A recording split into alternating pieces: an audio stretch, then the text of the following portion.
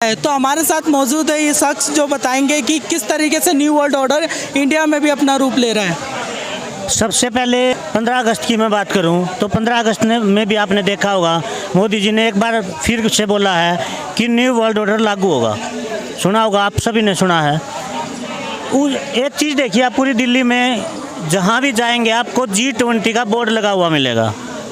उस G20 के board के नीचे लिखा हुआ है one world, one health, one future. अब जो न्यू वर्ल्ड ऑर्डर जो डॉक्टर साहब ने बताया था वही हम 2021 से बता रहे हैं कि ये पूरी दुनिया को एक करेंगे, यानी कि one world, one health, one future, one currency, one religion. एक धर्म होगा, एक करेंसी होगी, एक कानून होगा, एक देश होगा।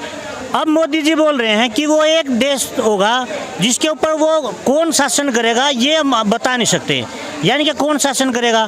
एक धर्म होगा, अब वो कौन सा धर्म होगा। एक करेंसी होगी पूरी दुनिया में, वो कौन सी करेंसी होगी। लेकिन देश में तो लोकतंत्र, एक शासन कैसे पॉसिबल है?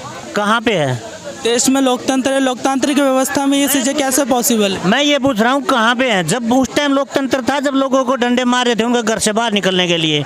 एक गरीब का बच्चा घर में भूखा था, उसका बाप उसके लिए दूध लेने के लिए नहीं जा सकता था, माँ बाहर से पानी लेने के लिए नहीं जा सकती थी। आपको क्या लगता है? आपके पास आप जब सांस लेने के लिए पैसे लिए गए थे, आप भूल गए कि आप घर से बाहर नहीं निकल सकते थे। घर में कोई मर रहा है तो घर में ही मरेगा, डॉक्टर के पास नहीं जा सकते, परमिशन चाहिए थी। परमिशन लेने के लिए भी तो घर से बाहर जाना पड़ेगा। वो क्या था? अब इन्होंने बोल दिया वन वर्ल्ड करेंगे। एक वर्ल्ड का मतलब है यानी कि बॉर्डर खत्म करेंगे। अब बॉर्डर खत्म करने का मतलब है इनको फौजी की भी जरूरत नहीं। आपको पता होगा फौजियों की नौकरी कितने 4 साल की रहेगी, 4 साल की। अब वो 4 साल की भी कितनी बचेंगे? अखबार में भी आ चुके कि रोबोट आ चुके हैं जो बॉर्डर की सुरक्षा करेंगे। बॉर्डर की सुरक्षा रोबोट करेंगे तो ये फौजी क्या करेंगे? एक परसों की न्यूज़ आई थी अखबार में, बार कोड से आपकी एप्लीकेशन लिखी जाएगी, आपकी जो भी आप पुलिस की जो कार्रवाई चाहिए बार कोड की जरूरत पड़ेगी। तो पुलिस की ज़रूरत है, रोड के ऊपर जाइए आप, यहाँ पे देखिए रेजुलेशन कैमरे लगे हुए हैं।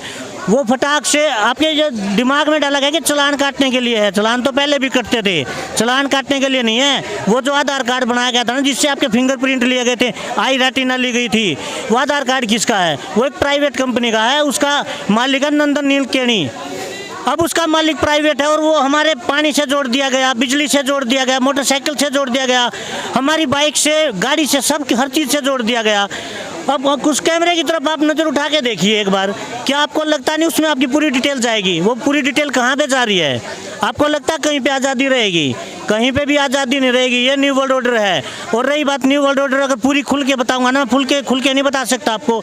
ये जो बूटी लगाई गई है, बूटी का नाम भी मैं इसलिए नहीं बताया क्योंकि आपका यूट्यूब चैनल उड़ जाएगा। अभी बोलने में 3 वर्ड हैं ये, न्यू वर्ल्ड ऑर्डर, लेकिन इतना बड़ा खुलासा है, सारी रात सारा दिन बताऊंगा तो पूरी बात नहीं बता पाऊंगा। और पूरी बात आधी बात भी बता दी तो आपका चैनल कल तक मिलेगा नहीं।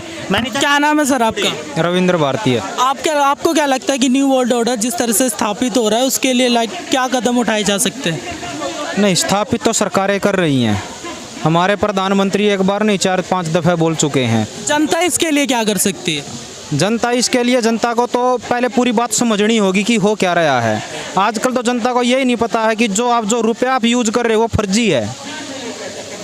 आप जब कहीं भी आ जा रहे हो तो आपको पता है कि आप जिस रुपये का आप प्रयोग कर रहे हो वो रुपया ही झूठा है।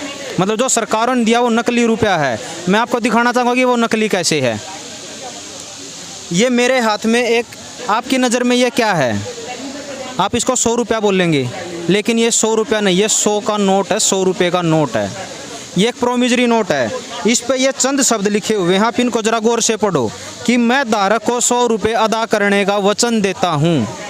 मतलब ये एक स्लिप, एक पर्ची है, इससे ज़्यादा ये कुछ नहीं है। अगर इस पर्ची पर आप इन शब्दों पर गौर करोगे तो आपको पता चलेगा कि रुपया तो कुछ और है। जो आरबीआई का गवर्नर कहता है कि मैं 100 रुपये अदा करने का वचन देता हूँ, मतलब ये पर्ची आप उसको दोगे तो आपको 100 रुपये देगा। आज तक कोई बैंक में गया जाके उसने पूछा है कि ये पर्ची पकड़ो मेरे को 100 रुपये दे दो? ये फर्जी है। और ये देश की जनता के साथ बहुत बड़ा धोखा है। लेकिन नोट पे पहली बार तो नहीं लिखा, ये भी जब आप इतिहास से देखें तो तब से लिखा हुआ आ रहा है, लेकिन आप अभी इसको एक एग्जाम्पल के तौर पे कैसे स्थापित करना चाह रहे हो? ये रुपया है, इसके ऊपर क्या लिखा हुआ है? लिखा हुआ है, ये देखिए, रिजर्व बैंक ऑफ इंडिया। ये 1 रुपया है, इसके ऊपर क्या लिखा हुआ है? ये 1 रुपये का नोट है, इसके ऊपर लिखा हुआ भारत सरकार, इसके ऊपर लिखा हुआ रिजर्व बैंक इंडिया, इसके ऊपर लिखा मैं धारक को इतने रुपए की, कोई भी नोट लीजिए 1 रुपये को छोड़कर कोई भी नोट लीजिए, उस पर लिखा हुआ मैं धारक को इतने रुपए देने का वचन अदा करता हूँ, जितने का वो कागज है। प्रोमिस कार्ड जिस पे गवर्नर ने बस साइन कर दिया, इसके ऊपर कोई प्रोमिस कार्ड है? क्यों है पता है क्यों नहीं है? इस पे ये असली है, इसलिए प्रोमिस देने की जरूरत नहीं, नकली चीज़ देंगे तभी तो प्रोमिस दिया जाएगा।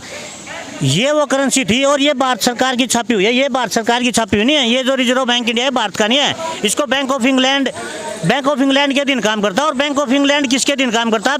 ईस्ट इंडिया के कंपनी के, इजराइल किसकी है? जो जिसकी ईस्ट इंडिया कंपनी थी, जिसका भारत 200 साल गुलाम रहा था। 200 साल बाद तो भारत को ये पता चला था कि हम गुलाम हो चुके हैं। मेरा आखिरी सवाल आपसे रहेगा कि न्यू वर्ल्ड ऑर्डर के रिगार्डिंग आप अपने हमारे चैनल से जनता से क्या समझाना चाहेंगे या किस तरह की अपील आप करना चाहेंगे? आपके चैनल के माध्यम से मैं जनता तक यही एक अपील है कि ज़्यादा से ज़्यादा अपने तौर पर रिसर्च कीजिए। हम जो कह रहे हैं हमारी कही हुई बातों पे बिल्कुल भी विश्वास ना करें।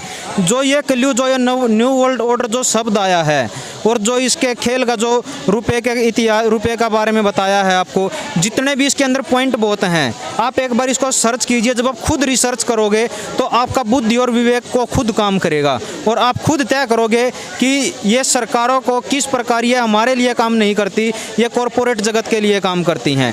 कहने को सरकारों को हम चुन रहे हैं, लेकिन हर 5 साल में ये हमारे पास आते हैं और जब हम इनको वोट दे देते हैं तो ये हमारा वोट लेके पॉलिसियाँ बनाते हैं कॉरपोरेट जगत के लिए, और वो कॉरपोरेट जगत को भी कोई ना कोई हैंडल करता है। और जो कॉरपोरेट जगत है वो इस करेंसी के माध्यम से हैंडल किए जाते हैं।